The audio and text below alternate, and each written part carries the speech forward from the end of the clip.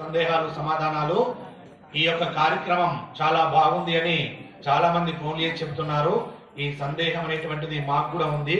మీరు చెప్పినటువంటి సమాధానం మాకు చాలా సంతృప్తినిచ్చిందని కూడా చాలా మంది కూడా ఈ మహాభారత ప్రవచనంలో మాట్లాడుతున్నారు, ఫోన్ చేస్తున్నారు.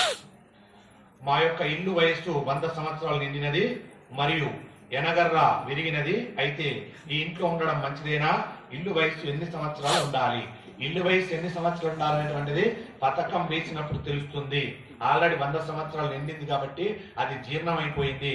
ఆ ఇంటిని మీరు పూజ చేసుకొని నూతన గృహాన్ని నిర్మించుకోండి. ఈ జవాబు ఈ ప్రశ్న నిన్న అడిగారు. నిన్న సమయం అనుకూలంగా లేక చెప్పలేదు. ఆ ఇల్లును తీసేసి కొత్త ఇల్లును పథకంతో వేయించుకొని మంచి పురోహితులతో ముహూర్తం చూసుకొని వేసుకోండి, బాగుంటుంది. గురువు గారు, బ్రహ్మ ముహూర్తంలో లేచి దీపం వెలిగించాక పడుకోవచ్చా తెలియజేయాలి గురుగారు. మరి కష్టం అలా ఉంది, ఏం చెప్పంటారు? రాత్రి 12 అవుతుంది పడుకునేసరికి, పని చేసి చేసి. ఇప్పుడు రాత్రి 12 అవసరం లేదండి, చిన్న మాట. వాళ్ళని తప్పట్టాల్సిన అవసరం లేదు. మనకు మహాభారతం అయిపోయేసరికి ఇక్కడనే 9:30 అవుతుంది. ఇంటికి వెళ్ళి ఆ పనో ఈ పని చూసరికి 10:30 అవుతుంది. ఆ పడుకోగానే నిద్ర పడుతుందా? పట్టలు కొన్ని ఆలోచనలు వస్తాయి. మహాభారతంలో ఏం చెప్పాడు, ఏం జరిగింది, ఇలాంటివన్నీ నెమరు వేసుకోవాలి. ఇంటికి వెళ్తే కొన్ని ఆలోచనలు ఉంటాయి, అవన్నీ చూసుకోవాలి, సర్దుకోవాలి. ఇవన్నీ అయిపోయేసరికి 10:30, 11 అయింది. ఇప్పుడు 11 గంటలకు కన్ను అంటుకుంది. మళ్ళీ ఎన్ని గంటలు లేవాలి? 4 గంటలకి లేవాలి. ఇప్పుడు ఎన్ని గంటలు నిద్రపోయినట్టు? 5 గంటలే కదా. పాపం అంత ముందు 8, 9, 10 గంటలు నిద్రపోయినా దేహం ఇది. ఇప్పుడే అలవాటు కావాలంటే అయిపోదా? కాబట్టి ఏమి దిగులు లేదండి. మహాపురుషులారా, మహాత్ములారా, తప్పకుండా మీరు ఖచ్చితంగా 4 గంటలకు లేవండి. 12 గంటలు పడుకున్నా 4 గంటలకు లేవండి. స్నానం చేయండి, దీపారాధన చేసుకోండి. 6 గంటల వరకు అన్ని కార్యక్రమాలు అయిపోతాయి. ఖచ్చితంగా 6 గంటల వీలైతే మీ ఇల్లాలు మంచిదైతే, మీ ఇల్లాలకి మీరు మంచిగా ప్రవర్తిస్తే, మీ ఇల్లాలని మీరు మంచిగా చూసుకుంటే చక్కగా 7 గంటల వరకు టిఫిన్ చేసి పెడుతుంది. బుక్కడ ఎంత తినండి, 7 గంటలకు నిద్రపోండి, 9 గంటల దాకా నిద్రపోండి, 2 గంటలు నిద్రపోండి, లేవండి. మళ్ళీ ముఖం కాలు చేతులు కట్టుకొని మీరు ఆఫీసులకు వెళ్తారో పనులు వెళ్తారో వెళ్ళండి. అలా అని నిద్ర పొమ్మన్నారని 11, 12 గంటలు నిద్రపోతే మీరు చేసిన పూజ ఫలితం శూన్యం. కాబట్టి నిద్రపోవచ్చు, ఒక 2 గంటలు తప్పేం లేదు. ఎందుకంటే ఇప్పుడు నిద్ర పోతాను అనుకోండి, ఆయన లేవకుండా మొత్తానికి చేయకుంటుంటాడు. అదో పెద్ద బాధ. మళ్ళీ అలవాటు కావాలి కదా. కాబట్టి గురువారికి నమస్కారములు. పురోహితులు,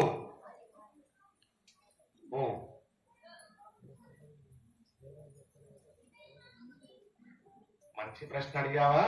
నన్ను బయట పెట్టే ప్రశ్న అడిగావా?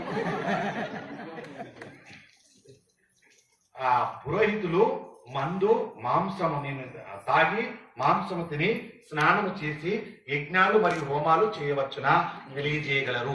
ఇది మీరు తెలుసుకోకూడనటువంటి రహస్యము. ఎందుకో చెప్పనా? ఇప్పుడు నేను పురోహితుణ్ణి, నేను ఇవాళ తిన్నా తాగినా, నా గురించి నీకెందుకు?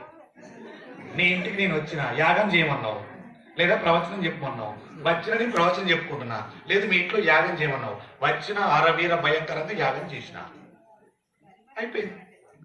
తినే తాగిన పాపం నాది, నీ ఇంటికి వచ్చి చేసిన పుణ్యం నీదే. పాపం నా ఖాతాలోనే పడుతుంది. అది నీకు అడగాల్సిన అవసరం. ఇది ఎవరికి అవసరం? నాలాంటి వాడికి అవసరం. నాలాంటి వాడంటే ఇంకొకరు నడకూడదు కాబట్టి, ఇంకొకరు నానే అధికారం నాకు లేదు కాబట్టి ఇది నాకే అవసరం. నేను తిన్నా తాగిన నా పాపం, నీకెందుకు బాధ? ఆయన పురోహితులని తెలుసు నీకు, తెచ్చుకో, చేయించుకో. అది తప్పు, ఆయన ఖాతాలోకి వెళ్ళిపోతుంది. 2 విధాలుగా పోతుంది. తిన్నది ఒకటి, తిని బచ్చి యజ్ఞం యాగం చేసేవాళ్ళు ఆ పాపం కూడా ఖాతాలో పడుతుంది. మరో జన్మల అన్న దుఃఖం అంత తప్పదు, వినాలి. నాలాంటి వాడికి బుద్ధి రావాలి కదా. మరో జన్మ ఎర్రి లేచిన కుక్కుంటా చూశారా? గజ్జితో చూసిన కుట్టుకుంటారా? అలాంటి జన్మలు 14 జన్మలు ఎత్తాలి. అప్పుడు ఈ పాపం ప్రక్షాళన అవుతుంది. నేను మాంసాన్ని తిని మందు దాగి స్నానం చేసి వెళ్ళి నీ ఇంట్లో హోమాన్ని చేస్తే చేయించుకున్న వారికి మాత్రం శుభమే, ఏం దిగులు పడకండి. ఎవరైతే పూజ చేయించుకుంటారో, గృహ ప్రవేశం గాని, యజ్ఞాలు గాని, యాగాలు గాని ఏ క్రతు చేయించుకున్నా ఆ యజమానికి శుభమే కలుగుతుంది. ఎందుకంటే ఆ పాపంతో తనకు సంబంధం లేదు. అది తెలిసి చేసి వచ్చిన వాడికి నాకే పాపం. అని నేనే అలాంటి జన్మ ఎత్తుతా, గజ్జి కుక్క జన్మం ఎత్తుతా నేను. ఎవరైనా రాణిస్తారా గజ్జి కుక్క దగ్గరికి? అది గుర్తుపెట్టుకోండి. గురుగారు నమస్కారం.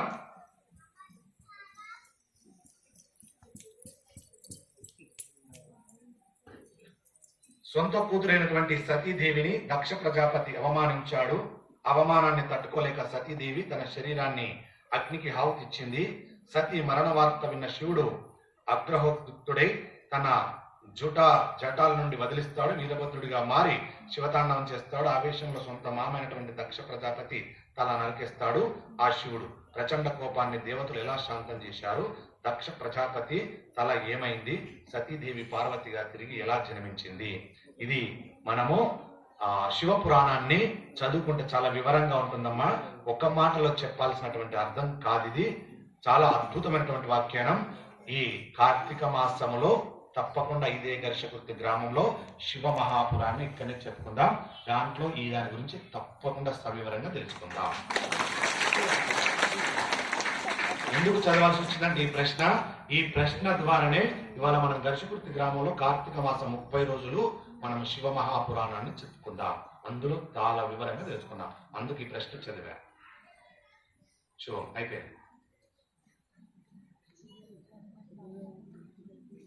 గురుగారికి నమస్కారం. మనము అనకూడనిది ఏదైనా అన్నప్పుడు మన పెద్దలు అలా అనకండి, తదాస్తు దేవతలు ఉంటారు, వారు తదాస్తు అంటే అదే జరుగుతుందని అంటారు. అసలు తదాస్తు దేవతలు అంటే ఎవరు? పెద్దలు అన్నావు కదా, వాళ్ళే దేవతలు. ఎవరైతే పెద్దలు అన్నావో వాళ్ళే దేవతలు. ఆ దేవతలే వీళ్ళ రూపంలో ఉంటారు. దేవత అనగా ఎవరు అంటే ధర్మం అనేటువంటిది ఎలా ఉంటుందో అది దేవత. ధర్మం అంటే ఏమిటి? ఎదుటి వారిని నీవు సామరస్యంగా మాట్లాడించడం, ఎదుటి వారికి తలంచి నమస్కరించడం. నీ ఇంటి యందు ఈ ఆదివారం నాడు మాంసాన్ని త్వజించి మత్తు పదార్థాలను నీ యజమాని త్వజిస్తే ఏ ధర్మం అయితే నీ ఇంటిలో ఉంటుందో అదే ధర్మము, అదే దేవత. ఆ దేవతే ఒకరిని ఆవహించి చెప్పాలి కాబట్టి పెద్దల మీద ఆవహించి మనకు చెబుతుంటారు. అలా అని నీవు చెడును అంటే చెడే జరుగుతుంది, మంచి అంటే మంచి జరుగుతుంది. ఆ తదాస్తు దేవతలు ఎలా ఉంటారంటే ఈ రూపంలో ఉంటారు. ఈ రూపంలో వాళ్ళ రూపం కావాలి కాబట్టి అది పెద్దల రూపంలో ఉంటారు. ఆ పెద్దలే తదాస్తు దేవతలు. ఇది బాగా గుర్తుపెట్టుకోండి. తదాస్తు దేవతలు అంటే ఏమో హారాలు వేసుకొని, వజ్ర మైడర్యాలు వేసుకొని, బట్టలు కట్టుకొని, కిరీటాలు పెట్టుకొని ఏమో రారు. మన కలియుగంలో మన పెద్దలే తదాస్తు దేవతలు. ఆ పెద్దలే తల్లిదండ్రులు కావచ్చు, అత్తమామలు కావచ్చు, అటువైపు ఉన్న తల్లిదండ్రులు కావచ్చు, మనకంటే వయసులో పెద్దవాళ్ళు కావచ్చు, ధర్మము తెలిసిన గురువులు కావచ్చు. వీళ్ళ ముందు అనవసరమైనవి చెయ్యకు. వాళ్ళు ఒక్కసారి తదాస్తు అన్నారా తప్పకుండా చెడే జరుగుతుంది. నువ్వు చెడు చేస్తే, మంచి చేస్తే వాళ్ళు తదాస్తు అంటారు. ఎప్పుడు వాళ్ళకి ఒకటే మాట తెలుసు, తదాస్తు తదాస్తు తదాస్తు తదాస్తు. నువ్వు చెడు అనుకుంటే చెడుకు తదాస్తు, మంచి అనుకుంటే మంచికి తదాస్తు. వాళ్ళని చూడాలనుకుంటే నీ పెద్దలలో ఉన్నారు తదాస్తు దేవతలు. వాళ్ళని చూడు, వాళ్ళే నీ తదాస్తు దేవతలు, వాళ్ళ రూపంలో ఉన్నారు. ఇది అర్థమమ్మా. గురుగారు నమస్కారం. కర్మణ్యేవాధికారేస్తు మా పతస్య కదాచన అంటే అర్థం చెప్పండి గురుగారు. చాలా గొప్పగా అడిగావమ్మా.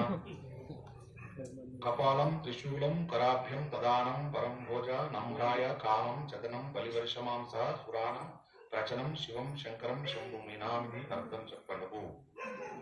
ఎవరో ఈ ప్రశ్న అడిగినవారు, నాకు కావాలి ఈ ప్రశ్న అడిగినవారు. దీనికి సమాధానం కావాలంటే నువ్వు ఒక సాధన చేయాలి. ఏం సాధన తెలుసా?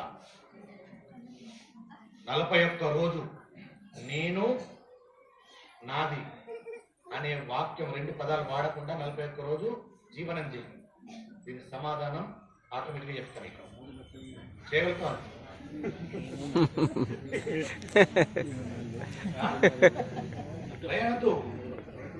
ఇంత మంచి ప్రశ్న అడిగావు. ఈ ప్రశ్నకు సమాధానం నువ్వు తట్టుకోవాలంటే ముందు నీలో అది జరగాలి, ఆ ప్రచోదనం జరగాలి. నేను అనే మాట లేకుండా మాట్లాడడం అలవాటు చేసుకో. 41 రోజు. రేపు ఏం తేదీ? 9 అంటే ఈ మే 30, 11 మే అంతా చెయ్యి. ఈ నెల మే మొత్తం కూడా నేను అనే పదం లేకుండా మాట్లాడడం నేర్చుకో. ఇది అలవాటైతే ఈ చెప్పే సమాధానానికి జీర్ణం అవుతుంది, లేకపోతే జీర్ణం కాదు. అంత గొప్ప గొప్ప పదాలు వాడావు, అంత తేజవంతమైన పదాలు, సామాన్యమైన పదాలు కాదు. దీని అర్థాలు వినాలంటే ముందు నాలోంచి నేను అనే పదం పోవాలి. అది చెయ్యి, సరేనా? ఇది జాగ్రత్తగా ఉంటుంది నా మధ్య.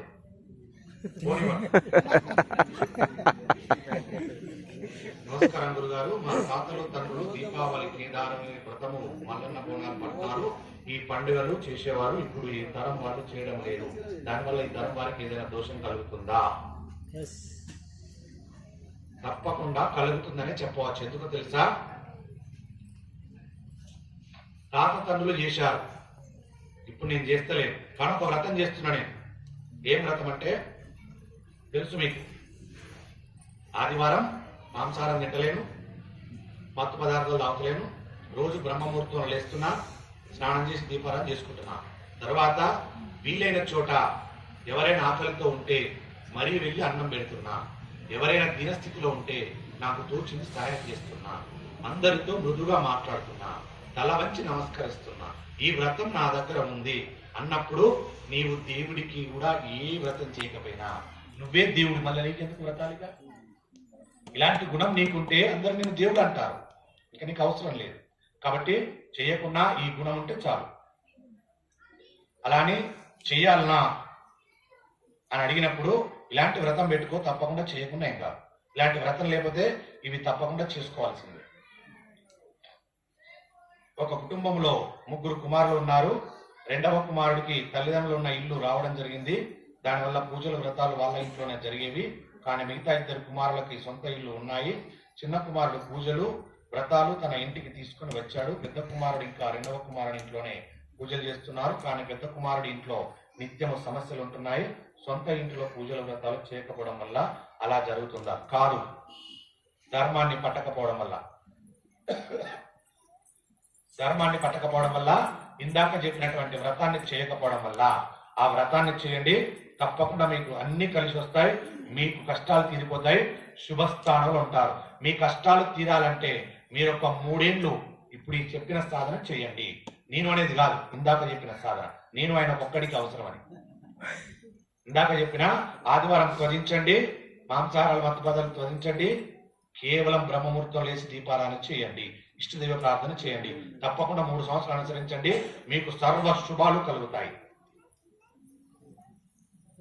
శుభం. ఉన్నాయంకేమన్నా?